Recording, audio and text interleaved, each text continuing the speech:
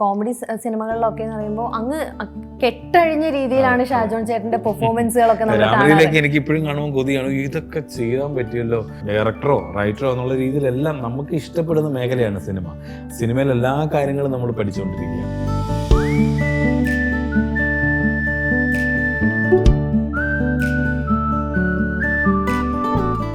ചെയ്യാതിരിക്കാൻ പറ്റില്ലായിരുന്നു.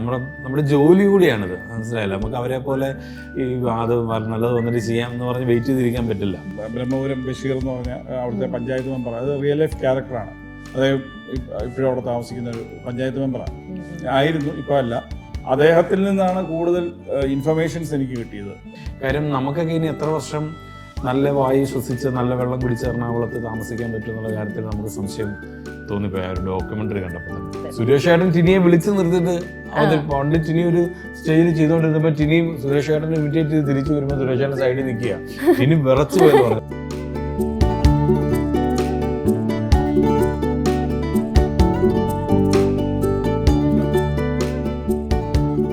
നമസ്കാരം.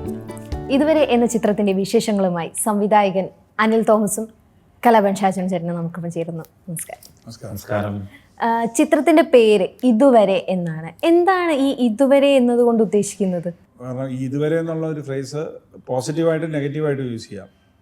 അതുകൊണ്ടാണ് ആ ഒരു ടൈറ്റിലേക്ക് ലോക്ക് ചെയ്തത്. അത് ഇതുവരെ കുഴപ്പമൊന്നുമില്ലല്ലോ, ഇതുവരെ എന്താ നന്നാകത്തെ, ഇങ്ങനെയൊക്കെ ചോദിക്കാം നമുക്ക്. അപ്പോൾ അങ്ങനെ ഒരു ബേസിലാണ് ഇതുവരെ എന്നുള്ള ടൈറ്റിലേക്ക് എത്തിയത്. ചേട്ടൻ, ഞാൻ മുമ്പ് എവിടെയോ കണ്ടതാണ്, 2016 ഇതിൻ്റെ ഒരു ത്രെഡ് ഉണ്ടായിരുന്നു ഈ ചിത്രം ഇങ്ങനെ ചെയ്യണം എന്നുള്ളതിനെ പറ്റിയിട്ട്. പക്ഷേ കത്തിയതിന് ശേഷമാണ് ചിത്രമാകുന്നത്, ഏകദേശം 1 കൊല്ലം കഴിഞ്ഞിട്ട്.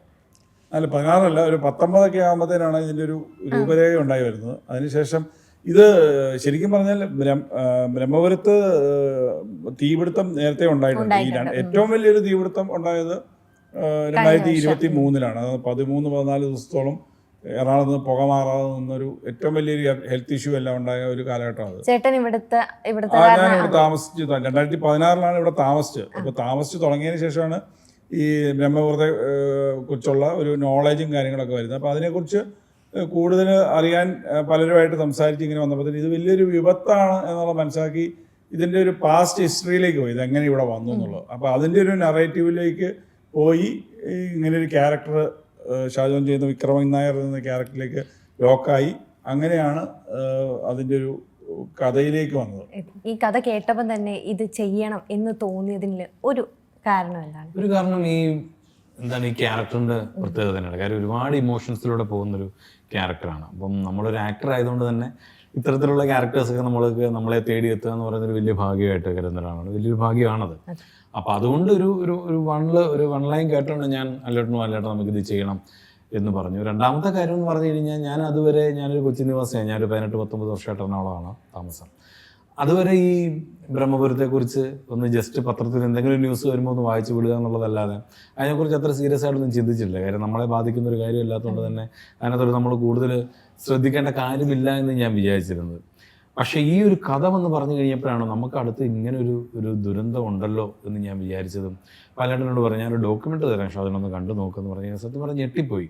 കാര്യം നമുക്കൊക്കെ ഇനി എത്ര വർഷം നല്ല വായു ശ്വസിച്ച് നല്ല വെള്ളം കുടിച്ച് എറണാകുളത്ത് താമസിക്കാൻ പറ്റും എന്നുള്ള കാര്യത്തിൽ നമുക്ക് സംശയം തോന്നിപ്പോയി ആ ഒരു ഡോക്യുമെൻ്ററി കണ്ടപ്പോൾ തന്നെ. അപ്പോൾ അല്ലേട്ടനോട് ഞാൻ പറഞ്ഞു, അല്ലാണ്ട് എന്താണ് നമുക്ക് ചെയ്യണം. കാര്യം നമ്മളൊരു കലാകാരന്മാരെന്നുള്ള നിലയ്ക്ക് നമ്മൾ അവർക്ക് കൊടുക്കുന്ന ഒരു സപ്പോർട്ടാണിത്, അവിടുത്തെ നിവാസികൾക്ക് കൊടുക്കുന്ന, അല്ലെങ്കിൽ ഇതിൻ്റെ ഒരു ദുരിതം അനുഭവിച്ചുകൊണ്ടിരിക്കുന്ന കുറേ പേരുണ്ട്, അവർക്ക് കൊടുക്കുന്ന നമ്മുടെ ഒരു സപ്പോർട്ടാണിത്. ഒപ്പം നമ്മുടെ ഒരു പ്രതിഷേധം ഈ സിനിമ എന്ന് പറഞ്ഞ് അങ്ങനെയാണിത് ചെയ്യാൻ വേണ്ടി തീരുമാനിക്കുന്നത്. പിന്നെ ഫാസ്റ്റായിട്ട് നമ്മളൊന്ന് തുടങ്ങി. അങ്ങനെയായിരുന്നു. ഇപ്പം ചിത്രത്തിൽ നമുക്കറിയാം ഔസേപ്പച്ചൻ സാറാണ് സംഗീതം ഒരുക്കിയിട്ടുള്ളത്. സാറ് പാടുന്നു എന്നൊരു പ്രത്യേകത കൂടെ ചിത്രത്തിലുണ്ട്. ഈ ഔസേപ്പച്ചൻ സാർ തന്നെ ഈ ചിത്രത്തിന് സംഗീതം ഒരുക്കണം എന്നൊരു നിർബന്ധം ഉണ്ടായിരുന്നു?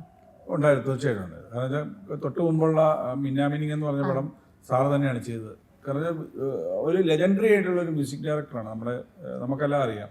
നമ്മുടെ എത്രയോ പാട്ടുകൾ പറഞ്ഞു കഴിഞ്ഞാൽ മലയാള സിനിമയിലെ അദ്ദേഹത്തിൻ്റെ പാട്ടുകളുടെ കോൺട്രിബ്യൂഷൻ നമ്മൾ പറഞ്ഞാൽ തീരാത്തത്രയുണ്ട്. അപ്പോൾ അങ്ങനെ ഒരാളെ സംബന്ധിച്ചിടത്തോളം അങ്ങനെ ഒരാൾ സിനിമയിൽ വരിക എന്നുള്ളത് എനിക്ക് വളരെയേറെ ആഗ്രഹിച്ചൊരു കാര്യം. അത് മിന്നാമിനിങ്ങിൽ സംഭവിച്ചത് അത് പ്രേംപ്രകാശ് ചേട്ടൻ ഹെൽപ്പ് ചെയ്തിട്ടാണ് പുള്ളിയിലേക്ക് എത്തിയത്. അപ്പോൾ ഇത് വന്നപ്പോഴും ഞാൻ സാറിനെ വിളിച്ചു പറഞ്ഞു, സാർ ഇങ്ങനെ ഒരു സിനിമ തുടങ്ങുന്നുണ്ട്, അതിൻ്റെ മ്യൂസിക് സാർ തന്നെ ചെയ്യണം. അപ്പോൾ അതിന് തീർച്ചയായിട്ടും ചെയ്യാം. മുമ്പേ ഞാൻ നേരത്തെ പലതും പറഞ്ഞു, ഷാജോൺ അത് ചെയ്യാമെന്ന് പറയുന്നിടത്ത്, കാരണം ഇത് ചില സിനിമകൾ അല്ലെ നല്ല രീതിയിലുള്ള ഒരു കണ്ടന്റുകൾ എത്തിക്കണമെന്നുണ്ടെങ്കിൽ ഒരുപാട് പേരുടെ കോൺട്രിബ്യൂഷൻസ് ആവശ്യമുണ്ട്. നമ്മൾ റെമ്യൂണറേറ്റീവ് പാർട്ടിൻ്റെ ആസ്പെക്റ്റിൽ നിന്നാണ് പറയുന്നത്. കാരണം ഈ ഞാൻ എൻഗേജ് ചെയ്യുന്ന ആൾക്കാർ അത്തരത്തിലുള്ളതാവുമ്പോൾ അതിൽ പറ്റാത്ത രീതിയിലുള്ള കമ്മ്യൂണിക്കേഷൻ നമ്മൾ നടത്തുമ്പോൾ അവരതിലേക്ക് എത്തുന്നു. എനിക്ക് പ്രശ്നമില്ല. ഇപ്പോൾ ഷാജോൺ പറഞ്ഞു, ഇല്ലേ സാറ് പറഞ്ഞു, നമുക്ക് ബാക്കിയുള്ള മാറ്റർ അല്ല, നമുക്കൊരു നല്ലൊരു സിനിമ എത്തിക്കുക, അങ്ങനെ നല്ല സിനിമകൾ സംഭവിക്കുകയുള്ളൂ. അല്ലാതെ വലിയ ബുദ്ധിമുട്ടായിരിക്കും. ഇപ്പോൾ മെയിൻ സ്ട്രീമിലുള്ള പലരുടെ അടുത്തും സമീപിച്ച് കഴിയുമ്പോഴത്തേനും ഇതെല്ലാം ഈ ഒരു കാലഘട്ടത്തിൽ ചിലപ്പം ഞാനത് വിമർശിക്കുന്ന ലെവലല്ല, അതൊരു മണി ഫാക്ടറാണ് എല്ലാവർക്കും ഒരു സംഭവം. അപ്പോൾ അതിൻ്റെ അപ്പുറത്തേക്ക് ഒരു സിനിമ എത്തണമെന്നുണ്ടെങ്കിൽ ഇത്തരത്തിലുള്ള ചിന്തകളും കാഴ്ചപ്പോൾ ഇപ്പം ഷാജോൺ നേരത്തെ പല ഇൻ്റർവ്യൂവിൽ പറഞ്ഞിട്ടുള്ള പോലെ ഒരു റോളിനെ സംബന്ധിച്ച് നല്ല റോള് കിട്ടുക എന്നുള്ളത് ആർത്തിയോടെ സമീപിക്കുക എന്നുള്ളത് അങ്ങനെയുള്ള ഒരാളാണ് ഒരു വേഴ്സറ്റൈൽ ആയിട്ടുള്ള ആക്ടേഴ്സിന്. ഇപ്പം നമ്മളിപ്പോൾ ഡിസ്കസ് ചെയ്യുന്ന പലരും ഇന്ന് പലരും സംസാരിച്ച കാര്യമാണ് മമ്മൂക്കയുടെ കാര്യം പറഞ്ഞത്. മമ്മൂക്ക എന്ന് പറയുന്നത് വേഴ്സറ്റൈൽ ആക്ടർ ആണെന്നുള്ളതാണ്. പക്ഷെ അദ്ദേഹം ഓരോ ഘട്ടത്തിലും അദ്ദേഹത്തിന്റെ കരിയറിൽ ഈ ഘട്ടത്തിലും അദ്ദേഹം ക്വസ്റ്റ് ഫോർ ഈ ക്യാരക്ടറിന്റെ അതിന്റെ ഒരു ഇതുണ്ടല്ലോ, അങ്ങനെ പോയി അദ്ദേഹം സമീപിക്കുന്നത്. അത്തരത്തിൽ ഒരു ആർട്ടിസ്റ്റിനെ മമ്മൂക്കായിട്ട് നമുക്ക് കമ്പയർ സംസാരിക്കുന്നൊന്നുമല്ല, നമുക്ക് അതിനുള്ളതൊന്നുമല്ല. നമ്മൾ അദ്ദേഹത്തെ കണ്ടുപിടിച്ചല്ലേ ലാലേട്ടൻ ചെയ്തുകൊണ്ടിരിക്കുന്ന ക്യാരക്ടേഴ്സ്, മമ്മൂക്ക ചെയ്തുകൊണ്ടിരിക്കുന്ന ക്യാരക്ടേഴ്സ്. അപ്പം അതേപോലെ വ്യത്യസ്തമായിട്ട് രീതിയിലുള്ള ക്യാരക്ടേഴ്സ് ചെയ്യാന്നുള്ളതാണല്ലോ. അപ്പം നമുക്ക് ചില ക്യാരക്ടേഴ്സ് ചെയ്യുമ്പോൾ നമുക്ക് തന്നെ കുറച്ച് കഴിയുമ്പോൾ നമുക്ക് ബോറടിക്കും. പക്ഷെ നമുക്ക് ചെയ്യാതിരിക്കാൻ പറ്റില്ലായിരുന്നു. നമ്മുടെ ജോലി കൂടിയാണിത്, മനസ്സിലായില്ല. നമുക്ക് അവരെ പോലെ ഈ അത് നല്ലത് വന്നിട്ട് ചെയ്യാം എന്ന് പറഞ്ഞ് വെയിറ്റ് ചെയ്തിരിക്കാൻ പറ്റില്ല. ചിലർ അവരോട് ചോദിക്കാറുണ്ട് ആ സിനിമ എന്തിനാ ചെയ്തതെന്ന് ചോദിക്കാറുണ്ട്. പക്ഷെ നമുക്ക് അത് ചെയ്തേ പറ്റുള്ളൂ. അപ്പം സെൽഫ് സാറ്റിസ്ഫാക്ഷൻ കിട്ടുന്ന ഇത്തരത്തിലുള്ള സിനിമകൾ എന്തെങ്കിലും ഇൻഫർമേഷൻസും കൂടി നമുക്ക് വെക്കാൻ പറ്റും. ഇൻഫർമേഷൻസ് തന്നെയല്ല, ആസ് ആൻ ആക്ടർ നമുക്ക് ഒരു പെർഫോം ചെയ്യുമ്പോൾ നമുക്ക് അതുവരെ ചെയ്തിട്ടില്ലാത്തൊരു ഇമോഷൻ വരുമ്പോൾ അല്ലെങ്കിൽ ഒരു റിയാക്ഷൻ ഉണ്ടെന്ന് നമുക്ക് തോന്നുമ്പോഴാണ് നമുക്ക് ആ ക്യാരക്ടറിനോട് ഒരു പ്രത്യേക ഇഷ്ടം തോന്നുന്നത്. ഇപ്പം ആട്ടം എന്ന് പറയുന്ന ഒരു സിനിമ ജാനുവരി 5 ഈ വർഷത്തെ ഫസ്റ്റ് പടമായിരുന്നു. തിയേറ്ററുകളിലും നന്നായിട്ട് വന്ന് ഫെസ്റ്റിവൽസിലും എല്ലാം ശ്രദ്ധിക്കപ്പെട്ടൊരു സിനിമയാണ്. അപ്പോൾ അത്തരത്തിലൊരു സിനിമയുടെ ഭാഗമാകുക എന്ന് പറയുമ്പോൾ ആ കഥ വന്ന് ഡയറക്ടർ പറയുമ്പോൾ തന്നെ നമുക്കറിയാം ഇത് സംതിങ് ഡിഫറെൻ്റ് ആണ്, നമുക്ക് എന്തെങ്കിലും ഒക്കെ ചെയ്യാനായിട്ടുണ്ട്. ഡ്രാമ ഞാൻ പോയി പഠിച്ചു, അവരുടെ കൂടെ ഞാൻ പോയി പ്രാക്ടീസ് ചെയ്തു. അപ്പം നമുക്കറിയാം ചില സിനിമകൾ ചെയ്യുമ്പോൾ നമുക്ക് അതുവരെ കിട്ടാത്ത ഒരു എക്സ്പീരിയൻസ് ആയിരിക്കും എന്നറിയാം. അപ്പോൾ അതുപോലെ തന്നെ ഒരു സിനിമയാണ് ഇതുവരെ. ഒരുപാട് എക്സ്പീരിയൻസ് ഈ സിനിമയിലൂടെ ഞാൻ ഇതുവരെ ചെയ്തിട്ടില്ലാത്ത ഒരു ക്യാരക്ടറാണത്. കുറേ ഇമോഷൻസ് ഞാൻ ഇതിനു മുൻപ് ഒരു സിനിമയിലും ചെയ്തിട്ടില്ല. അപ്പോൾ അതൊക്കെയാണ് ഒരു ആക്ടറെ സംബന്ധിച്ചൊരു ഭയങ്കര സാറ്റിസ്ഫാക്ഷൻ കിട്ടുന്ന ഒരു. നമുക്ക് ട്രെയിലറിൽ കാണുമ്പോൾ തന്നെ ഒരുപാട് ഭാവങ്ങളാണ്. ഇതുവരെ കാണാത്ത ഷാജോൺ ചേട്ടനെയാണ് നമ്മൾ ട്രെയിലറിൽ കണ്ടിട്ടുള്ളത്. എൻ്റെ ഒരു ക്യൂരിയോസിന് പുറത്ത് ചോദിക്കുന്നതാണ്, എന്തുകൊണ്ടാണ് ഇപ്പോൾ കോമഡി പടങ്ങൾ അങ്ങനെ ചെയ്യാത്തത്? നമുക്ക് കോവിഡ് ബിഫോർ അങ്ങനെ എടുക്കുകയാണെങ്കിൽ തന്നെ കോമഡി പടങ്ങൾ ഇപ്പോൾ വളരെ കുറവാണ് ചേട്ടൻ ചെയ്തത്. സീരിയസ് ആയിട്ടുള്ള കണ്ടന്റുകളാണ് ഇപ്പോൾ കൂടുതലും ചെയ്യുന്നത്. അത്തരത്തിലുള്ള സിനിമകളിലേക്ക് നമ്മളെ വിളിക്കുന്നതുകൊണ്ടാണ് മോളെ, മനസ്സിലായില്ലേ? ഇപ്പം നമുക്ക് കൊതിയാണ് നല്ലൊരു മൈ ബോസ് പോലെയോ അല്ലെങ്കിൽ റിംഗ് മാസ്റ്റർ പോലെയോ ഒക്കെ നമുക്ക് ഇങ്ങനെ ത്രൂ ഔട്ട് രാമലീല പോലെയോ ഒക്കെ ഒരു സിനിമ ചെയ്യാൻ നമുക്ക് കൊതിയാണ്. പക്ഷെ അതേപോലത്തെ ഒരു സ്ക്രിപ്റ്റ് വരുന്നില്ല, അങ്ങനത്തെ ഒരു സിനിമയായിട്ട് ആരും വരുന്നില്ല. ഒന്നാമത്തെ കാര്യം കോമഡി സിനിമകൾ ചെയ്യാൻ ഇപ്പം പേടിയാണ്. കോമഡിയുടെ തന്നെ ട്രെൻഡ് മാറി, മനസ്സിലല്ലേ? എങ്ങനത്തെ ഒരു സിനിമ കോമഡി എങ്ങനെ ചെയ്താലാണ് ജനത്തിന് ഇഷ്ടപ്പെടുമെന്ന് പറയാൻ പറ്റില്ല. ഇപ്പോഴാണെങ്കിൽ പൊളിറ്റിക്കൽ കറക്റ്റ്നെസ്സും കൂടി, അതൊക്കെ ഉണ്ട്. അതിപ്പോൾ നമ്മൾ ഒരുപാട് ഞാൻ മുമ്പ് പറഞ്ഞിട്ടുണ്ട്. മുമ്പ് നമ്മൾ ഒരു തമാശ സിനിമ ചെയ്യണമെന്നുണ്ടെങ്കിൽ എങ്ങനെ തമാശ ഉണ്ടാക്കാമെന്ന് ചിന്തിച്ചാൽ മതി. ഇപ്പൊ ഒരു തമാശ ഉണ്ടാക്കണമെങ്കിൽ സീരിയസ് ആയിട്ട് അത് ചിന്തിക്കണം. സീരിയസ് ആയിട്ട് ചിന്തിച്ചാലേ തമാശ ഉണ്ടാക്കാൻ പറ്റുള്ളൂ. കാര്യം ഇനി ഇതാരെങ്കിലും പറഞ്ഞ് ആർക്കെങ്കിലും ഹേർട്ട് ചെയ്യുമോ, അവര് കേസ് കൊടുക്കുമോ, ഇനി ഏതെങ്കിലും വ്യക്തികളെയോ ഏതെങ്കിലും പ്രസ്ഥാനങ്ങളെയോ അത് ബാധിക്കുമോ, അങ്ങനെയൊക്കെ നമ്മൾ ചിന്തിക്കണം. അപ്പം അതുകൊണ്ടാണ് ടെൻഷൻ അടിച്ചുകൊണ്ടാണ്. അങ്ങനൊന്നും എങ്ങനെ തമാശ പറയാൻ പറ്റും? തമാശ പറയാൻ പറ്റില്ല. തമാശ പറയണമെങ്കിൽ ഇത്രത്തോളം ഒരുപാട് കാര്യങ്ങൾ ചിന്തിക്കേണ്ടിയിരിക്കുന്നു ഇപ്പോൾ. അപ്പം അതുകൊണ്ട് തന്നെയാണ് മുൻപുള്ള തരത്തിലുള്ള സിനിമകൾ ഇപ്പോൾ വരാത്തത്. ഒരു പരിധിവരെ നല്ലതുമാണത്. കാര്യം തമാശയ്ക്ക് എല്ലാത്തിനും മാറ്റങ്ങൾ വരണമല്ലോ. ഒരേ ടൈപ്പിലുള്ള സിനിമകൾ വന്നാൽ പ്രേക്ഷകരും മടക്കും. ഒരു ഏരിയ വരെ നല്ലതുമാണ്. അതുകൊണ്ടാണ് പ്രേമലു പോലുള്ള സിനിമകൾ വരുന്നതും ജനം അത് ഏറ്റെടുക്കുന്നത്. അതിലെ തമാശകളൊക്കെ എല്ലാം പുതിയതാണ്, നമ്മൾ കണ്ടിട്ടില്ലാത്ത രീതിയിലുള്ള തമാശകളാണ്, സിറ്റുവേഷൻസ് ആണ്. ഹ്യൂമർ പറയുന്നത്. അപ്പോൾ അത്തരത്തിലുള്ള സിനിമകൾ പറഞ്ഞു. ഇപ്പം ദൈവം അടുത്ത് തന്നെ അങ്ങനെയുള്ള 1-2 സിനിമകൾ കമ്മിറ്റ് ചെയ്തിട്ടുണ്ട്. അതൊക്കെ പെട്ടെന്ന് വരട്ടെ എന്ന് ഞാനും പ്രാർത്ഥിക്കുന്നു. ഞാനും വെയിറ്റിംഗ് ആണ്. കാര്യം നമുക്ക് ഒന്ന് ഫ്രീ ആയിട്ടൊന്ന് ആറാടാൻ പറ്റുന്നൊരു ആക്ഷനുണ്ടല്ലോ. നമുക്കറിയാം ഈ കോമഡി സിനിമകളിലൊക്കെ എന്ന് പറയുമ്പോൾ അങ്ങ് കെട്ടഴിഞ്ഞ രീതിയിലാണ് ഷാജോൺ ചേട്ടന്റെ പെർഫോമൻസുകളൊക്കെ നമ്മൾ രാമനിലേക്ക് എനിക്ക് ഇപ്പോഴും കാണുമ്പോൾ കൊതിയാണ്, ഇതൊക്കെ ചെയ്യാൻ പറ്റിയല്ലോ, ഭാഗ്യമാണല്ലോ. കാര്യം ഒരു എക്സ്പ്രഷൻ നമ്മൾ ഇപ്പോഴും കാർഡ് വഴിയൊക്കെ നമ്മൾ സ്റ്റിക്കേഴ്സ് ഒക്കെ ഇടുന്ന സമയത്ത് ഒരു എക്സ്പ്രഷൻ ഉണ്ട് മറ്റേ ഇങ്ങനെയുള്ള. അതുപോലെ തന്നെ മൈ ബോസ് എന്ന് പറഞ്ഞ സിനിമ കാണുമ്പോൾ ഈ 2 സിനിമകളിലും ദിലീപേട്ടൻ സൈലന്റ് ആണ്. കാര്യം ദിലീപേട്ടൻ പൂണ്ട് വിളയാടുന്ന ആളാണ്. പക്ഷെ ദിലീപേട്ടൻ ഈ ക്യാരക്ടേഴ്സ് ഇപ്പുറത്തുള്ളതുകൊണ്ട് ദിലീപേട്ടൻ്റെ ക്യാരക്ടേഴ്സ് അങ്ങനെ നിന്നേ പറ്റുള്ളൂ. അപ്പൊ അതൊക്കെ വലിയ ഭാഗ്യമാണ് അത്തരമുള്ള സിനിമകളിലൊക്കെ. അപ്പൊ അതുപോലുള്ള സിനിമകൾ വരുന്നില്ലല്ലോ എന്നൊക്കെ ഞാനും ഇടയ്ക്ക് ആലോചിക്കാറുണ്ട്. ഇങ്ങനെ 1-2 സിനിമകൾ ഇപ്പം കമ്മിറ്റ് ചെയ്തിട്ടുണ്ട്. ഉടനെ അതൊക്കെ നടക്കുമെന്നാണ് പ്രതീക്ഷിക്കുന്നത്. ഒരു ഡയറക്ടറാണ് ചേട്ടനും, ഒരു ഡയറക്ടറാണ്. അപ്പോൾ ഓരോ സിനിമ കമ്മിറ്റ് ചെയ്യുമ്പോഴും അല്ലെങ്കിൽ ഓരോ ഡയറക്ടറായിട്ട് വർക്ക് ചെയ്യുമ്പോഴും ലേൺ ചെയ്യുന്നുണ്ടോ? തീർച്ചയായിട്ടും 100%. നമ്മുടെ ഓരോ സിനിമകളും ഇപ്പം പുതിയ ഡയറക്ടേഴ്സ് ആണെന്നുണ്ടെങ്കിലും അല്ലേട്ടനെ പോലുള്ള എക്സ്പീരിയൻസ് ആയിട്ടുള്ള ഡയറക്ടേഴ്സ് ആണെങ്കിലും ഒക്കെ ഇവരിൽ നിന്നൊക്കെ നമുക്ക് പഠിക്കാനുണ്ട്. നമ്മളൊരിക്കലും ചിന്തിക്കുന്ന ഒരു രീതിയിലായിരിക്കുകയല്ല അവരത് കൺസീവ് ചെയ്യുന്നത്. നമ്മൾ ഒരു സീൻ വായിച്ചു കഴിയുമ്പം നമ്മൾ അഭിനയിക്കാൻ ചെല്ലുമ്പം നമ്മുടെ മനസ്സിലൊരു ഐഡിയ ഉണ്ടായിരിക്കും, ഇങ്ങനെ ആയിരിക്കും ഇത് എടുക്കുന്നത്, ഇവിടെ ആയിരിക്കും ക്യാമറ വെക്കുന്നത് എന്നൊക്കെ നമ്മളൊരു ഐഡിയ ഉണ്ടാവും. ചെല്ലുമ്പോൾ ഇങ്ങനൊന്നും ആയിരിക്കുകയല്ല. അപ്പോഴാണ് നമ്മൾ ചിന്തിക്കുന്നത് അങ്ങനെ ചെയ്താൽ എന്താ കുഴപ്പം. അത് കഴിഞ്ഞ് നമ്മൾ ഇവരെടുത്തത് നമ്മൾ ചെന്ന് കാണുമ്പോഴായിരിക്കും ഇങ്ങനെ അല്ലല്ലോ, ഇതാണല്ലോ. ഇപ്പം ആട്ടത്തിൻ്റെ ഡയറക്ടർ എന്ന് പറഞ്ഞാൽ അദ്ദേഹത്തിൻ്റെ ഫസ്റ്റ് ഫിലിമാണ്. അമ്പരിപ്പിക്കുന്ന രീതിയിലാണ് അദ്ദേഹം അത് ഷൂട്ട് ചെയ്തിട്ടുള്ളത്. അതുപോലെ തന്നെ നിതിൻ രഞ്ജി പണിക്കരുടെ ഒരു വെബ് സീരീസ് ഇപ്പോൾ ചെയ്യുന്നുണ്ട്. നിതിൻ അത് വേറൊരു സ്കൂളാണ്. നിതിൻ്റെ ഇപ്പം അല്ലേട്ടനോട് ചെയ്യുമ്പോൾ അത് വേറെ സ്കൂളാണ്. ജോസാറിൻ്റെ ഒരു സിനിമ ചെയ്യുമ്പോൾ അതൊരു വേറെ സ്കൂളാണ്. ഇങ്ങനെ പലരും പല രീതിയിലാണ്. അപ്പോൾ ഇതെല്ലാം തീർച്ചയായിട്ടും ഒരു ആക്ടർ എന്നുള്ള രീതിയിലും ഒരു ഡയറക്ടറോ റൈറ്ററോ എന്നുള്ള രീതിയിലെല്ലാം നമുക്ക് ഇഷ്ടപ്പെടുന്ന മേഖലയാണ് സിനിമ. സിനിമയിൽ എല്ലാ കാര്യങ്ങളും നമ്മൾ പഠിച്ചുകൊണ്ടിരിക്കുകയാണ്. അപ്പോൾ ഇതെല്ലാം നമ്മൾ ലേണിംഗ് ഒരു ടൈം തന്നെയാണ്. അതെ. ഇപ്പം വിക്രമൻ നായർ എന്നുള്ള ഒരു കഥാപാത്രം ഉണ്ടല്ലോ. ഈ കഥാപാത്രത്തിന് ശരിക്കും എന്താണ് ഈ ഒരു പ്രതിഷേധം തന്നെയാണോ കാണിക്കുന്നത് ചിത്രത്തിൽ? പ്രതിഷേധിക്കാനുള്ള ഒരു മെന്റൽ ഹെൽത്ത് ഇദ്ദേഹത്തിന് ഇല്ല. കാര്യം വർഷങ്ങളായിട്ട് ഇതിനെതിരെ പോരാടിക്കൊണ്ടിരുന്നിട്ട് പ്രത്യേകിച്ച് ചേഞ്ചസ് ഒന്നും ഇദ്ദേഹത്തിന് ഫീൽ ചെയ്യുന്നില്ല. ഒന്നിനൊന്നിന് ഡൗണിലോട്ട് പോകാന്നുള്ളതല്ലാതെ വേറെ ഒന്നും ഇദ്ദേഹത്തിന് ഹെൽപ്പ് ചെയ്യാൻ ആരുമില്ല. ഇദ്ദേഹത്തിൻ്റെ വൈഫിൻ്റെ ഒരു സ്റ്റേജ് ഇദ്ദേഹത്തിന് അറിയാം, മകൻ്റെ ഇഷ്യൂസ് അറിയാം, ഇദ്ദേഹത്തിൻ്റെ ഫ്രണ്ട്സ്, ഇദ്ദേഹത്തിൻ്റെ നെയ്ബേഴ്സിൻ്റെ ഇഷ്യൂസ് അറിയാം. ഒന്നും പക്ഷേ ഇദ്ദേഹത്തിന് റിയാക്ട് ചെയ്യണമെന്നുണ്ട്. പക്ഷേ റിയാക്ട് ചെയ്യാൻ പറ്റുന്നില്ല. റിയാക്ട് ചെയ്തിട്ട് അതിന് ഒരു പ്രോഗ്രസ് ഇല്ല, അതിന് പ്രത്യേകിച്ച് യാതൊരു ഗുണങ്ങളും ഇല്ല. അപ്പം നിസ്സഹായനാണ് ഇദ്ദേഹം. മനസ്സിലായില്ല. അപ്പം അതിനുള്ളിൽ നിന്നുകൊണ്ടാണ് ഇദ്ദേഹം ജീവിക്കുന്നത്. അങ്ങനെ ഒരുപാട് പേരുണ്ട് ആ സ്ഥലത്ത്. അവിടെ മാത്രമല്ല, നമ്മുടെ ഒരുപാട് സമൂഹത്തിൻ്റെ പല മേഖലകളിലും നമ്മളിത് പറയാൻ ബ്രഹ്മപുരം ഒരു കാരണം മാത്രമാണ്. മറ്റു പല കാര്യങ്ങളും നമ്മൾ ഇതിലൂടെ പറയുന്നുണ്ട്. ആ കാര്യങ്ങളെല്ലാം നമ്മുടെ സമൂഹത്തിൽ ഇപ്പോഴും നടന്നുകൊണ്ടിരിക്കുന്ന കാര്യങ്ങളാണ്. അവിടെയൊക്കെ ഇങ്ങനെ പ്രതികരിക്കാനാവാതെ നിസ്സഹായരായി ഇത് അനുഭവിച്ചുകൊണ്ടിരിക്കുന്ന ഒരുപാട് പേരുണ്ട്. അവരെ എല്ലാം റെപ്രസെൻ്റ് ചെയ്യുന്ന ഒരു സിനിമയായിരിക്കും ഇതുവരെ. ബ്രഹ്മപുരത്തിൻ്റെ കാര്യത്തിൽ വിക്രമൻ നായർ പരാജിതനാണ്. പക്ഷേ വിക്രമൻ നായർ എന്ന് പറയുന്ന മനുഷ്യൻ വിജയിക്കും. തീർച്ചയായിട്ടും പരാജിതനായിട്ടല്ല, അവസാനിക്കുന്ന പരാജിതനായിട്ടല്ല. അതാണ് ഇതിനകത്തെ മെസ്സേജും. ബ്രഹ്മപുരം ഒരു റിയാലിറ്റിയാണ്. അത് നമ്മുടെ ഓരോരുത്തരുടെയും ലൈഫിൽ അതൊരു പരാജയമായിട്ട് നമ്മുടെ മുമ്പിൽ നിൽക്കുന്നുണ്ട്. ഒന്നും ചെയ്യാൻ നമുക്ക് ആയിട്ടില്ല. ഇല്ല. ഷാജോണി നറേറ്റ് ചെയ്ത രീതിയിലാണ് അയാളുടെ ട്രോമ, അയാളുടെ ഹെൽപ്ലെസ്നെസ്, ഇതെല്ലാം ഇതിലൂടെ കടന്നു പോയിട്ട് പുള്ളി ഫൈറ്റ് ചെയ്യുന്നുണ്ട്. പക്ഷെ സക്സസ് ആകാൻ പറ്റുന്നില്ല. ബ്രഹ്മപുരം എന്ന് പറയുന്ന ആ ഇഷ്യൂ അതാണ് അതിൻ്റെ കോർ ഇഷ്യൂ. ബ്രഹ്മപുരത്തെ സംബന്ധിച്ചിടത്തോളം ഒരു പരിധിക്ക് അപ്പുറത്തേക്ക് ആർക്കും ഒന്നും ചെയ്യാൻ പറ്റാത്തൊരവസ്ഥയിലാണ് നിൽക്കുന്നത്.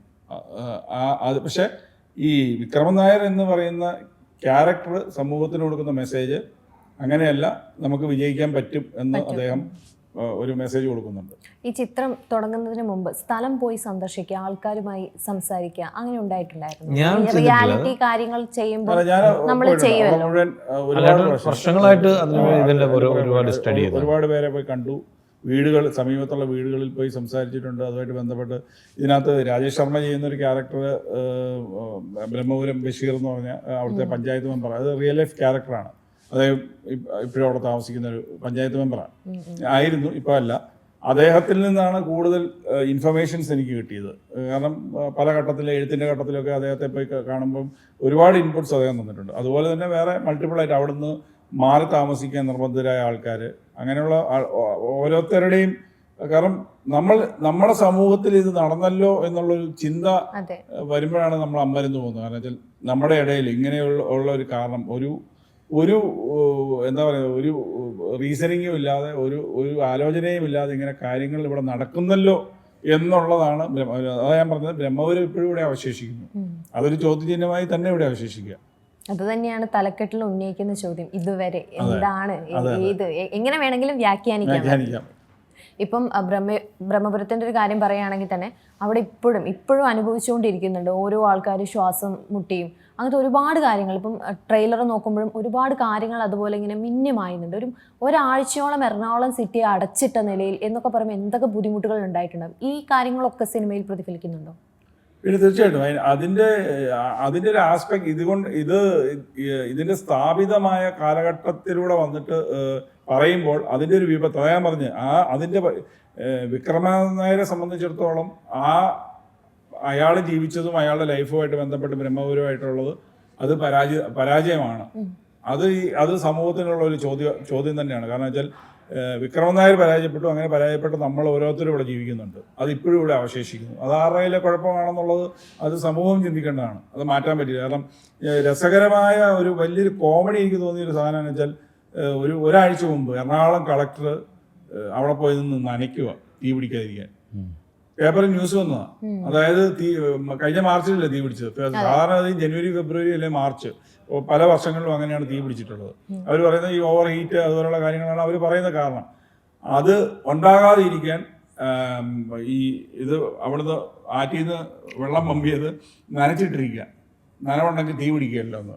അതാണ് ഇതിന്റെ സൊല്യൂഷൻ എന്നുള്ളതാണ് നമ്മൾ ചിന്തിക്കേണ്ടത്. ഇപ്പം ചേട്ടനെ സംബന്ധിക്കുകയാണെങ്കിൽ പൃഥ്വിരാജിൻ്റെ കൂടെ പൃഥ്വിരാജ് സംവിധാനം ചെയ്ത സിനിമയിൽ ചേട്ടൻ അഭിനയിച്ചു, ചേട്ടൻ സംവിധാനം ചെയ്ത സിനിമയിൽ പൃഥ്വിരാജ് അഭിനയിച്ചു. അപ്പോൾ അത് എങ്ങനെയാണ്, എന്തായിരുന്നു അതിൻ്റെ ഒരു എക്സ്പീരിയൻസ്? വളരെ നല്ല എക്സ്പീരിയൻസ് ആയിരുന്നു. മുമ്പ് പറഞ്ഞിട്ടുള്ളതാണ്. ഈ പറഞ്ഞതുപോലെ രാജു നമ്മൾ ഡയറക്റ്റ് ചെയ്യാൻ പോകുന്ന സിനിമയിൽ അഭിനയിക്കുന്നു എന്നുള്ളൊരു തീരുമാനം രാജു ഓക്കെ പറഞ്ഞതിന് ശേഷമാണ് ലൂസിഫർ ഷൂട്ട് നടന്നത്. ഏകദേശം ഒരേ സമയത്താണ് തിയേറ്ററുകളിലും എത്തിയത്. 2019 ഷൂട്ട് ചെയ്താണ് ബ്രദേഴ്സ് ഡേ. അപ്പം ലൂസിഫർ സമയത്താണ് രാജു ഡേറ്റ് കൺഫേം ആയിട്ട് പറയുന്നത്, നമുക്ക് ഇന്ന സമയത്ത് ചെയ്യാം എന്ന് പറയുന്നത്. അപ്പം ലൂസിഫർ ചെയ്തുകൊണ്ടിരിക്കുമ്പോൾ അതും നമുക്കൊരു ഒരു ക്ലാസ് ആയിരുന്നു. രാജുവിൻ്റെ ഡയറക്ഷനും നമ്മൾ അടുത്ത് നിന്ന് കണ്ടുപിടിക്കുക, അടുത്തിരുന്ന് ഓരോന്ന് കാണുക. അപ്പോൾ അതിലൊരു ക്യാരക്ടർ വന്നപ്പം നമ്മുടെ ബ്രദേഴ്സ് ഡേയിലൊരു ക്യാരക്ടർ കോട്ടയം നസീർക്ക് ചെയ്ത ക്യാരക്ടറാണ്. അപ്പോൾ ഇങ്ങനെ അതിനെപ്പറ്റി ആക്ടേഴ്സിനെ ഇങ്ങനെ നോക്കിക്കൊണ്ടിരുന്ന സമയത്ത് രാജുവിനോട് പറഞ്ഞു, ചേട്ടൻ തന്നെ ചെയ്തുകൂടെ എന്ന് ചോദിച്ചു. ഞാൻ പറയും, ഞാൻ ചെയ്യത്തില്ല, അഭിനയം ആക്ടിങ്ങും എല്ലാം കൂടെ പറ്റത്തില്ല.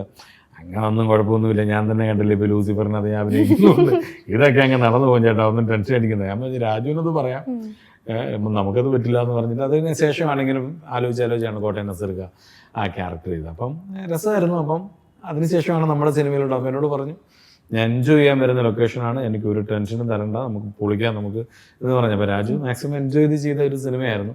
അതിൻ്റെ ടെൻഷനെല്ലാം കഴിഞ്ഞ് ഒരു ഡാൻസും പാട്ടും ഇടിയും എല്ലാം ഉള്ളൊരു സിനിമയിൽ അഭിനയിക്കണം എന്നായിരുന്നു. അപ്പോൾ കറക്റ്റായിട്ട് നമ്മുടെ സിനിമയാണ് ആ സമയത്ത് അദ്ദേഹം ചൂസ് ചെയ്തത്. അപ്പോൾ അതൊരു ഭാഗ്യമായിട്ട് ഞാൻ കരുതുന്നു. രാജുവിനെ പോലെ ഒരാൾ നമ്മുടെ കൂടെ ഒപ്പം നിന്ന് ഇങ്ങനത്തെ ഒരു സിനിമയെ നമ്മളൊരു ഡയറക്ടർ ആവാനുള്ളൊരു കാരണക്കാരൻ അദ്ദേഹമാണ്. അപ്പോൾ അദ്ദേഹത്തിൻ്റെ ആദ്യമായിട്ട് ഡയറക്റ്റ് ചെയ്ത സിനിമയിൽ അഭിനയിക്കാൻ പറ്റി, അങ്ങനെ ഒരു ഭാഗ്യം കിട്ടി. അതെ അതെ അതെ. ഇപ്പം നമ്മൾ നോക്കുകയാണെങ്കിൽ തന്നെ കോമഡികളിലൂടെയാണ് ചേട്ടൻ കടന്നു വന്നിട്ടുള്ളത്. ഇപ്പം കോമഡി ചെയ്യുന്ന പലർക്കും അരോത്സരമായി അല്ലെങ്കിൽ എന്നെ ഇങ്ങനെ മിമിക് ചെയ്യേണ്ട, ആക്ട് ചെയ്യേണ്ടെന്ന് പലരും തുറന്ന് പറഞ്ഞിട്ടുള്ളൊരു സമയമാണ്. ചേട്ടൻ അങ്ങനെ എന്തെങ്കിലും ഒരു എക്സ്പീരിയൻസ് മുമ്പ് എപ്പോഴെങ്കിലും ഉണ്ടായിട്ടുണ്ടോ? ഇല്ല, ഞാൻ ഇമിറ്റേറ്റ് ചെയ്തിട്ടുള്ള ആർട്ടിസ്റ്റുകൾ ആരും അങ്ങനെ പറഞ്ഞതായിട്ട് എൻ്റെ ഓർമ്മയിലില്ല.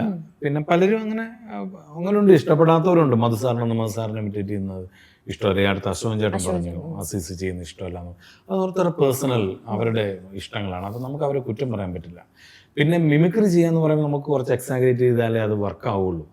ഇപ്പം മമ്മൂക്കൊന്നും ഒരിക്കലും ഇങ്ങനെ ഒരുപാട് കുത്തിയിട്ടൊന്നുമല്ല നമുക്ക് അഭിനയിക്കുന്നതും, സുരേഷ് ചേട്ടൻ ഇങ്ങനെ ഓവറായിട്ട് കാണിച്ചിട്ടില്ല അഭിനയിക്കുന്നതൊക്കെ നമുക്കറിയാം. പക്ഷെ നമ്മൾ സ്റ്റേജിൽ വരുമ്പം നമ്മൾ അങ്ങനെ ഇച്ചിരി സുരേഷ് ഏട്ടനെ കാണിക്കുമ്പോൾ കുറച്ച് ഓവറാക്കി കാണിച്ചാലേ ജനത്തിനത് പെട്ടെന്ന് ഇഷ്ടാവുകയും അവർ ചിരിക്കുകയൊക്കെ ചെയ്യുള്ളൂ. ഇപ്പം മമ്മൂക്കയുടെ ആണെങ്കിലും ചിനിയൊക്കെ ചെയ്യുന്നത് കണ്ടു കഴിഞ്ഞാൽ നമുക്ക് സഹിക്കുകയല്ലോ. പക്ഷെ മമ്മൂക്ക അത് ഭയങ്കരമായിട്ട് എൻജോയ് ചെയ്യുന്നതാണ്.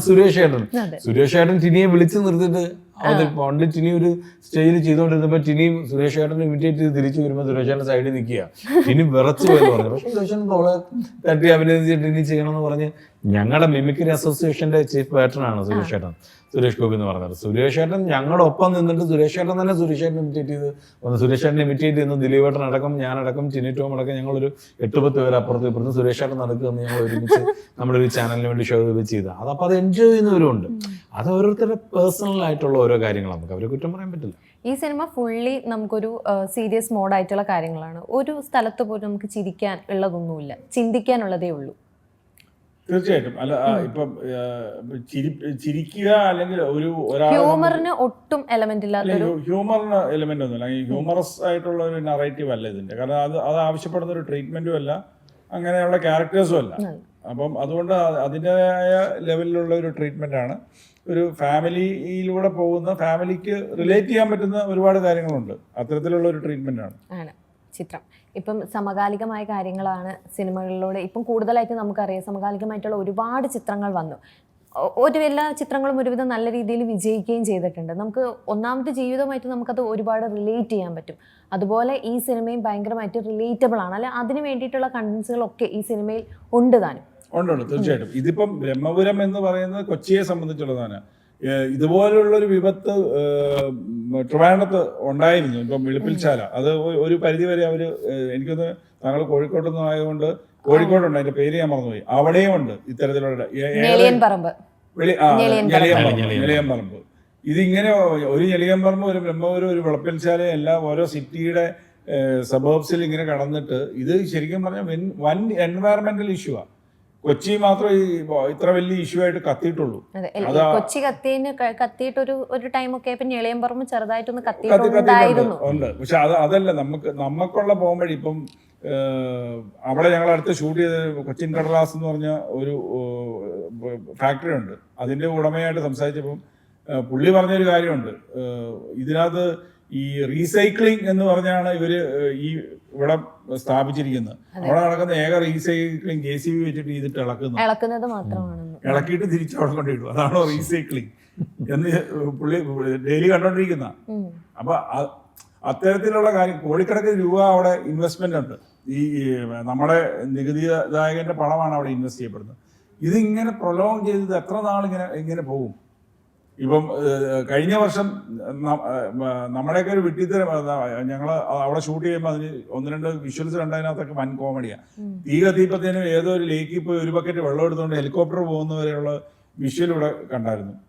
അതൊക്കെയാണ് നമ്മൾ ചിന്തിക്കേണ്ടതെന്നുള്ളത്. അതിന് പകരം അതിനപ്പുറത്തേക്കുള്ള ഒരു ആപ്ലിക്കേഷൻ ചിന്തിച്ച് ഇത് അവിടുന്ന് മാറ്റണം എന്നുള്ളതാണ്. കാരണം അഡ്രസ്സ് ചെയ്യേണ്ട വേറെ വലിയ ഇഷ്യൂ ഇവിടെ കിടക്കുന്നത് വെച്ചാൽ ചിത്രപ്പുഴ, കടമ്പറയാറ്, ഇത് രണ്ടും കംപ്ലീറ്റ്ലി പൊല്യൂട്ട്. അതിനെപ്പറ്റി നമ്മൾ ബോധവാന്മാരല്ല. കാരണം കൃത്യമായിട്ടൊരു സയന്റിഫിക് സ്റ്റഡി നടത്തി കഴിഞ്ഞാൽ അവിടെ എന്തെങ്കിലും പൊല്യൂഷൻ വന്നിട്ടുണ്ടെന്നുള്ളത്. കാരണം ഇത് ആ വാട്ടർ ബോഡിയിൽ കൊണ്ടാണ് ഈ വേസ്റ്റ് ഡംപ് ചെയ്യുന്നത്. അതിനകത്ത് ഇറങ്ങുന്ന ലീച്ചറ്റ് ഉൾപ്പെടെയുള്ള കാര്യങ്ങൾ ഈ നമ്മുടെ വാട്ടർ ബോഡി എത്ര കണ്ട് പൊല്യൂട്ടഡ് ആക്കി, അല്ലെങ്കിൽ വരും വർഷങ്ങളിൽ എന്ത് സംഭവിക്കും എന്നുള്ളതൊന്നും നമ്മൾ ഒരു പഠന വിഷയമാക്കുന്നില്ല, ഇവിടെ ഒരു ഡിബേറ്റ് ആകുന്നില്ല. ഇതൊക്കെ ചിന്തിക്കേണ്ട ഒരു കാര്യമാണ്. ഇപ്പൊ ചേട്ടന്റെ മകന്റെ സിനിമ എന്താണ് അതിന്റെ ഒരു ഘട്ടം, അടുത്ത ഘട്ടം? ഡബിങ് എല്ലാം കഴിഞ്ഞു, അതിന്റെ ഈ പറയുന്നത് പോലെ അതിന്റെ പോസ്റ്റ് പ്രൊഡക്ഷൻ വർക്കുകളെല്ലാം കഴിഞ്ഞു. അപ്പൊ നല്ലൊരു ഗ്യാപ്പ് നോക്കിയിട്ട് നല്ലോണം അറിഞ്ഞിട്ടില്ലാന്ന് തോന്നുന്നല്ലേ, മകനൊരു ചിത്രത്തിൽ അഭിനയിച്ചായിരുന്നു. സമാധാന പുസ്തകം എന്നാണ് സിനിമയുടെ പേര്. ജോൻജോ ടീം ഉണ്ടല്ലോ, അവരുടെ ഒരു സിനിമയാണ്.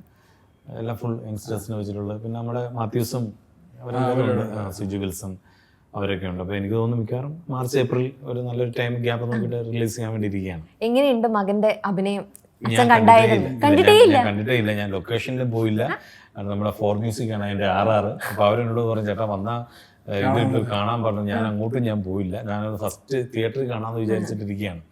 കാര്യം നമ്മളൊന്നും അവന് പറഞ്ഞു കൊടുത്തിട്ടില്ല, അവന് ഇഷ്ടമുള്ള പോലെ അവൻ ചെയ്തിട്ട് വന്നേക്കുക. അവര് നന്നായിട്ടുണ്ടെന്നൊക്കെ നിങ്ങൾ പറയുന്നുണ്ട്. വീട്ടിൽ അതിനെ പറ്റി ഒരു ഡിസ്കഷൻ നടത്തിയിട്ടുമില്ല? ഡിസ്കഷനും ഇല്ല. ഞാനപ്പോൾ ഷൂട്ടിങ്ങിന്റെ തിരക്കിലായിരുന്നു. ഞാൻ ജസ്റ്റ് അതിന്റെ പൂജയ്ക്ക് അന്ന് പങ്കെടുത്തിട്ട് ഞാൻ അവിടെ നിന്ന് തന്നെ ലൊക്കേഷനിൽ പോയി. ഏതൊരു സിനിമയുടെ ഷൂട്ട് നടക്കുമായിരുന്നു. പിന്നെ വൈഫാണ് കൂടെ പോയതല്ല. ഷൂട്ട് കഴിഞ്ഞതിന് ശേഷമാണ് പിന്നെ ഞാൻ ഇടയ്ക്കിടയ്ക്ക് വരുള്ളൂ. അപ്പം ഞാൻ അങ്ങോട്ട് പോയില്ല. ഒരു ദിവസം അവനെ പിക്ക് ചെയ്യാൻ വേണ്ടിയിട്ട് എവിടെ ഞങ്ങൾക്ക് പോകാനുണ്ടായിരുന്നു. അന്ന് ഞാൻ പോയതാണ്. അന്ന് അവൻ്റെ ഷൂട്ട് കഴിഞ്ഞ് നിൽക്കുകയാണ്. അതുകൊണ്ട് അവൻ്റെ സീൻ എടുത്ത് ഒന്നും ഞാൻ കണ്ടില്ല. അപ്പോൾ ഞാൻ അവരോട് ഇടയ്ക്ക് ഒരു ദിവസം വിളിച്ചു ചോദിച്ചാൽ പറഞ്ഞു കുഴപ്പമില്ല കേട്ടോ, അവൻ കുഴപ്പമില്ല, അതൊക്കെ ചെയ്യുന്നുണ്ടെന്ന് പറഞ്ഞ്. അത് തന്നെ സന്തോഷം. പിന്നെ എന്താണ്, അവൻ അതിന് വേണ്ടിയിട്ട് കുറേ ഹാർഡ് വർക്ക് ചെയ്തിട്ടുണ്ട്. എന്താ വൈഫ് ഒരു ദിവസം പറയുന്നത്, ഞാൻ ഒരു ദിവസം പിന്നെ നമ്മുടെ നിങ്ങൾ വീട്ടിൽ അങ്ങനെ ഇതിനെ പറ്റിയിട്ടുള്ള ഡിസ്കഷൻസ് ഒന്നുമില്ല? ഫിലിമിനെ പറ്റിയിട്ടുള്ള ഡിസ്കഷൻ ഇല്ല? തീർച്ചയായും ഫിലിമിനെ കുറിച്ചേ ഡിസ്കസ് ചെയ്യാറുള്ളൂ. പക്ഷെ ഇവനെ നമ്മളായിട്ടൊന്നും പറഞ്ഞു കൊടുത്തില്ല. അതായത് ഞാൻ വിചാരിച്ചത് അവൻ തന്നെ ബുദ്ധിമുട്ട് അവൻ തന്നെ അറിയട്ടെന്ന് വിചാരിച്ചു. സ്വാഭാവികമായ കാര്യം നടക്കണം. അതെ. അപ്പം എന്താണ്, അവൻ നമ്മൾ നാളെ ഏതാണ് സീൻ, അവൻ നീ എങ്ങനെ അഭിനയിക്കണം, അഭിനയിച്ച് കാണിച്ച് അങ്ങനെ വേണ്ട ഇങ്ങനെ എന്നൊക്കെ പറഞ്ഞാൽ അവനും കൺഫ്യൂഷൻ ആവും. ഞാൻ അവിടെ ചെന്ന് നമ്മൾ വിചാരിക്കുന്നതായിരിക്കും ആ ഡയറക്ടർ ഉദ്ദേശിക്കുന്നത്. രവീഷാണ് അതിൻ്റെ ഡയറക്ടർ, പുതിയ ആളാണ്. മീൻസ് ജോയിൻ ജോലിയുടെ റൈറ്ററും ഒക്കെയാണ്. രവീഷും അവർ രണ്ടുപേരും കൂടെ തന്നെ അതിൻ്റെ സ്ക്രിപ്റ്റ് എഴുതിയിട്ടുള്ളത്. അരുണും രവീഷും കൂടെ തന്നെയാണ്. അപ്പോൾ അവർ വേറെ രീതിയിലായിരിക്കും അത് അവന് പറഞ്ഞു. അപ്പോൾ അവന് കൺഫ്യൂഷൻ ആയിപ്പോൾ. അതുകൊണ്ട് ഞാൻ ഒന്നും ചോദിച്ചിട്ടില്ല. അവൻ ഫുൾ ബ്ലാങ്ക് ആയിട്ട് അവന് വിട്ടു. അവൻ പോയി ചെയ്തിട്ട് വന്നു എന്നുള്ളതാണ്. പക്ഷെ അവൻ അതിന് വേണ്ടിയിട്ട് കുറേ ഹാർഡ് വർക്ക് ചെയ്യുന്നുണ്ടായിരുന്നു. കുറേ സിനിമകളിട്ട് കാണുകയും അത്തരത്തിലുള്ള സ്കൂൾ സിനിമകളൊക്കെ ഇട്ട് കാണുകയൊക്കെ ചെയ്യുന്നുണ്ടായിരുന്നു വൈഫ് പറഞ്ഞു. പിന്നെ അത് വരട്ടെ, അതിപ്പം അവനത് നന്നായി തോന്നുകയാണെന്നുണ്ടെങ്കിൽ അവൻ്റെ ഫുൾ ക്രെഡിറ്റ് അവൻ എടുക്കാമല്ലോ. അതുപോലെ തന്നെ എന്തെങ്കിലും മോശമായിട്ടുണ്ടെന്നുണ്ടെങ്കിലും അവൻ അതിൽ നിന്ന് പഠിക്കാം എന്ന് വിചാരിച്ച് അങ്ങനെ നിൽക്കുന്നു. കുഴപ്പമുണ്ടായിട്ടില്ല, വലിയ കുഴപ്പമില്ല എന്ന് അവർ പറയുന്നു. അതാണ് പ്രതീക്ഷ. എൻ്റെ മകൻ മാനം കെടുത്തിയില്ലല്ലോ എന്നുള്ളത്. അല്ല, മാനം കെടുത്തിയാലും പിന്നെ നന്നാവാൻ സമയമുണ്ടല്ലോ. അല്ല, ഇതൊരു സ്റ്റാർട്ടിങ് ആണ്. ആരും അങ്ങനെ വരുള്ളൂ. ഇപ്പം ഒരുപാട് ഫേമസ് ആയിട്ടുള്ള ആക്ടേഴ്സ് പോലും ചെറിയതിൽ നിന്നൊക്കെ തന്നെയാണ് വന്നിട്ടുള്ളത്. പിന്നെ വലിയ ആക്ടേഴ്സ് ആയാലും സിനിമ മോശമാകുക, നമ്മുടെ ക്യാരക്ടർ മോശമാവും എന്നൊക്കെ പറയുന്നത് സർവ്വസാധാരണമാണ്. അതിൽ നിന്ന് നമ്മൾ പഠിക്കുക, വീണ്ടും നന്നാവാൻ നോക്കുക. നമുക്കൊരു ഹെഡ് വെയിറ്റ് കൊടുക്കാതിരിക്കുന്നതാണ് എപ്പോഴും വരുന്ന ആൾക്കാർക്ക് നല്ലത്. ഇനി എപ്പോഴാണ് അടുത്ത റീല് വരുന്നത്? 2 കണ്ടിട്ടുള്ളൂ. ഇടയ്ക്ക് ഇങ്ങനെ പറയുന്നുണ്ടായിരുന്നു. അപ്പൊ ഒരു നല്ലൊരു കണ്ടന്റ് വരുമ്പോൾ ചെയ്യാന്ന് വിചാരിച്ചു. പിന്നെ അമ്പുറത്ത് അണിയറയിൽ ഇവരെ വീട്ടിലെ റീൽസിന്റെ അണിയറയിൽ അനിയത്തിയാണെന്ന് തോന്നുന്നു നിൽക്കുന്നത്. അവന്റെ ചേച്ചിയാ. ചേച്ചിയാണ്. അവൾക്ക് ഭയങ്കര കുഴപ്പമാണ്. അവളെ എല്ലാരും ചെല്ലുമ്പോ അനിയത്തി അവൻ ഇവൻ ഇച്ചിരി ഹൈറ്റ് വെച്ച് പോയി. അപ്പൊ അതുകൊണ്ട് അവൻ എല്ലാരും പറയുന്ന അനിയത്തിയാന്ന്. അവളാണ് കണ്ടന്റ് സെലക്ട് ചെയ്തുകൊണ്ട് തരുന്നത്. ഇവൻ ആ കാര്യത്തിലൊക്കെ ഇച്ചിരി മടിയുള്ളതാണ്. അവൾ ഇങ്ങനെ ഇതെല്ലാം കണ്ട് നല്ല എടുത്തുകൊണ്ട് തരും. വീടും അതുപോലെ എല്ലാം ഒരു ഫണ്ണാണ്. തീർച്ചയായും നമ്മൾ എപ്പോഴും വൈഫിനോട് നമ്മളെല്ലാം ഹ്യൂമറായിട്ട് കാണുക. അപ്പം നമുക്ക് വലിയ ടെൻഷൻ ഇല്ലെന്ന്. എത്ര വലിയ സീരിയസ് ഇഷ്യൂ ആണെന്നുണ്ടെങ്കിൽ നമ്മൾ അതിന് ഇച്ചിരി ഹ്യൂമർ ലൈൻ നമ്മൾ അതിനൊന്ന് അപ്രോച്ച് ചെയ്ത് കഴിഞ്ഞാൽ പെട്ടെന്ന് അതിനുള്ള സൊല്യൂഷൻ നമുക്ക് കിട്ടും. പിന്നെ നമ്മൾ എന്തിനെ കുറിച്ച് ആലോചിച്ച് ടെൻഷൻ അടിക്കണം. നമ്മൾ ടെൻഷൻ അടിച്ചാൽ മാറുമോ? ഒന്നും മാറാൻ പോകുന്നില്ല. നമ്മൾ ലൈഫ് നമ്മളെ പറ്റുന്ന പോലെയൊക്കെ എൻജോയ് ചെയ്ത് മുന്നോട്ട് പോകും. അത്രേ ഉള്ളൂ. അപ്പം റിലീസ് ആവാൻ പോകുന്ന സിനിമയ്ക്ക് എല്ലാവിധ ഭാവുകങ്ങളും നേരുന്നു. Thank you so much. Thank you.